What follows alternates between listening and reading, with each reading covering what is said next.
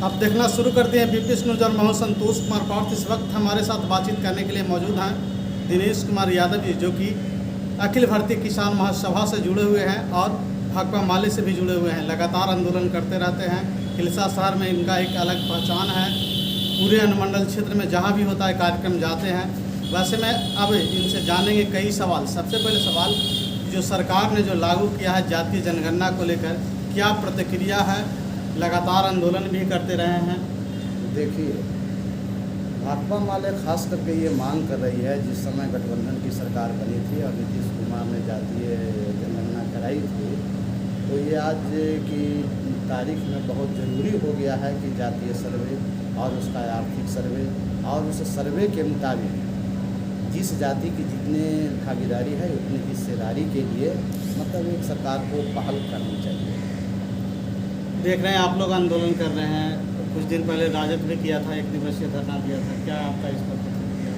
देखिए, हम लोग तो भाकपा माले को सर्वविदित लोग जानते हैं कि भाई गरीबों की बुनियादी सवालों को लेकर के शिक्षा, स्वास्थ्य, दास, आवास, बासिगत जमीन के लिए लगातार संघर्ष कर रही है।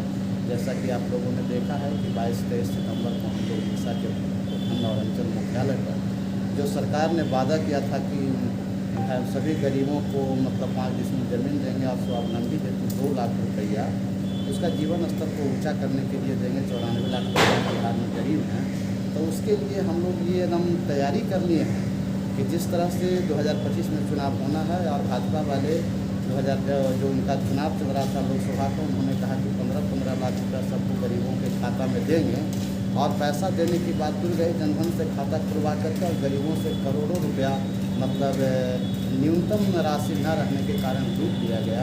उसी तरह से जो बिहार सरकार ने सर्वे कराया और 94 लाख परिवार को जो वादा किया है 2 लाख मुफ्त देने का, इसको हम लोग जुमला होने नहीं देंगे। आप स्वास्थ्य, शिक्षा, सड़क, बिजली की बात करते हैं। वैसे में कहीं ना कहीं छूट ये होगा, आरक्षण हुआ तो आरक्षण पे बात करते हैं कि जातीय जनगणना हो गया। अब आरक्षण किस आधार पर मिलना चाहिए? क्या वो जाति के आधार पर या इस तरह का स्वास्थ्य और उसके जो धन संपत्ति है उसके आधार पर? देखिए, यह जो अभी सुप्रीम कोर्ट ने ऐसा लाया है कि वर्गीकरण करने का, हम लोग इसको वाकई खिलाफ हैं। जिस तरह से हमारे देश में तो उसमें क्या बोलता है जातीय मतलब एक विचार होता है सामाजिक समानता, उस समानता के आधार पर ना कि उसको क्रीमी लेयर कर करके उसको ये किया जाए। जैसे कि आप जानते हैं कि किसी भी चीज़ को मजबूत करने के लिए बहुत ज़रूरी है उनका इंफ्रास्ट्रक्चर मजबूत करना। आज देश में जो शिक्षा की हालात है, स्वास्थ्य की जो हालात है, तो सबसे निचले पैमाने पर लोग हैं, शिक्षा से एकदम बिल्कुल वंचित है। और उनको आप कैसे आरक्षण देकर के आप करिएगा कि इसको ऊपर ले जाएँ? इससे क्रीमी लेयर भी छूट जाएंगे और नीचे वाला को तो मिलेगा नहीं। यानी समझ बुझ करके सरकार की सोची समझी साजिश है कि आरक्षण को समाप्त। ये बताइए, लोग कह रहे हैं जातीय जनगणना कराएं। ऐसा नहीं लगता है कि जातीय जनगणना बिहार के विकास में बाधा बन रही है? सरकार ये कहती है कि जो अंतर्जातीय विवाह हो वैसे में उन्हें प्रोत्साहन राशि दे रही है, लेकिन उसका प्रचार प्रसार नहीं कर रही है। तो जातिवाद ये कैसे हटेगा? जितने भी चुनाव होती है जातिवाद का, धर्म का, आदि का इस आधार बन जाता है। तो इसके लिए तोड़ने के लिए कोई प्रयास होना चाहिए ताकि विकास हो। देखिए, हम लोग लगातार लड़ रहे हैं। देश में जातीय वर्गीकरण करके राजनीति करना ये मतलब समझिए कि जनहित के लिए बहुत ही खतरनाक है। हम लोग चाहते हैं कि भाई जातीय वर्गीकरण न हो और हम लोग चाहते हैं कि देश का जो चुनाव आप कह रहे हैं, राज्य का चुनाव कह रहे हैं, ये मुद्दा पर होनी चाहिए। शिक्षा, स्वास्थ्य, देश की है कृषि को कैसे विकसित किया जाए, इसके लिए हम लोग चाह रहे हैं। और सरकार को जितना चाहिए कि मतलब प्रोत्साहन देना अंतर्जातीय विवाह के लिए, सरकार से मतलब ऊँट के मुंह में जीरा का फोरन डाल रही है। और इसके लिए कहीं ना कहीं बदलाव में रोड़ा बन रही है, ऐसा नहीं लगता है? बदलाव में रोड़ा वो ये तो अगर मान लिया जाए कि कोई अपराध होता है, जाते तो उस जात वाले लोग, नेता लोग उसको काटते कि उसको छोड़ दीजिए, उसको नहीं कीजिए, ऐसा देखने का बहुत बार मिला है। तो कहीं ना कहीं ये जातिवाद का असर है। हर जात के लोग ऐसे करने लगे तो फिर अपराध घटेगा कैसे?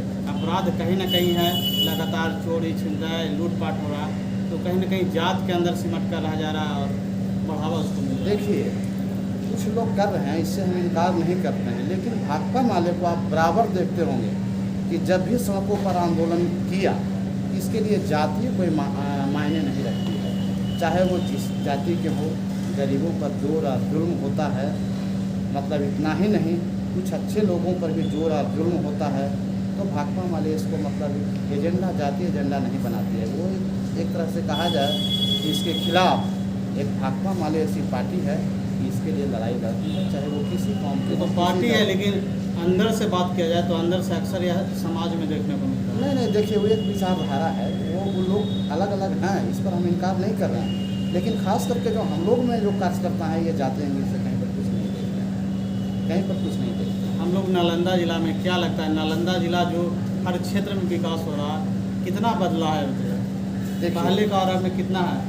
देखिए, बदलाव की बात है जहाँ तक आप कर रहे हैं, तो हम तो देख रहे हैं कि जो बुनियादी सुविधा है, शिक्षा का तो नालंदा में नहीं पूरे बिहार और देश में बाजारीकरण कर दिया गया है। यहाँ की सरकार, यहाँ के गृह मंत्री, यहाँ के मतलब गृह जिला के मुख्यमंत्री हैं, लगातार भाकपा माले आवाज़ उठा रही है कि समाज शिक्षा प्रणाली लागू होनी चाहिए। शिक्षा में कहाँ कोई बदलाव हुआ है?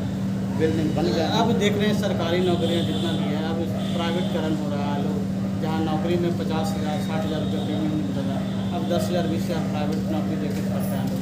देखिए, यही है ना, यही विडम्बना है कि हमारे देश में जो वेलफेयर की सरकार होनी चाहिए वो नहीं। अब सारे जितने भी विभागीय चीज़ है, सबको इन्होंने मतलब एक तरह से कहा जाए कि कारपोरेट की गुलामी की ओर धकेल दिया है। इसलिए हम लोग एक मतलब इशू बनाए हैं कि भाई, जिस समय देश गुलाम था तो 1957 में जब क्रांति हुई थी कि अंग्रेज भारत छोड़ो, आज हम लोग इसके लिए लड़ रहे हैं कि कारपोरेट से मतलब इस भारत को मुक्त करें। आज ज़रूरत है कि भाई पूंजीपतियों से गरीबों की। अब अंतिम सवाल क्या लगता है, भाकपा माले या आपको अखिल भारतीय किसान महासभा का क्या कार्यक्रम है, आगे क्या रूप करता है?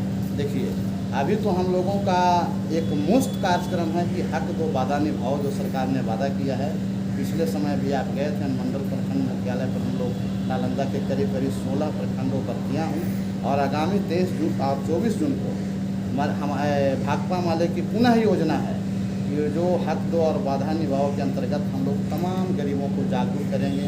गांव-गांव में जन जागरण अभियान चलाएंगे कि देश में मतलब तमाम गरीबों को 5 डिसमिल ज़मीन के लिए, जिनको मकान नहीं है, पक्का मकान के लिए, और जो गरीबी रेखा से नीचे हैं उनको रहन सहन का सुधार करने के लिए लघु जन योजना के तहत 2-2 लाख रुपया सरकार एक मुफ्त दे। इसके लिए हम लोग गांव-गांव कैंपेन चलाएंगे। और पुनः हिलसा में 23 सितंबर को हम लोग एक बड़ा आंदोलन इस मांग को लेकर के करने जा रहे हैं। तो ये थे दिनेश जी जिनसे वार्तालाप हुआ।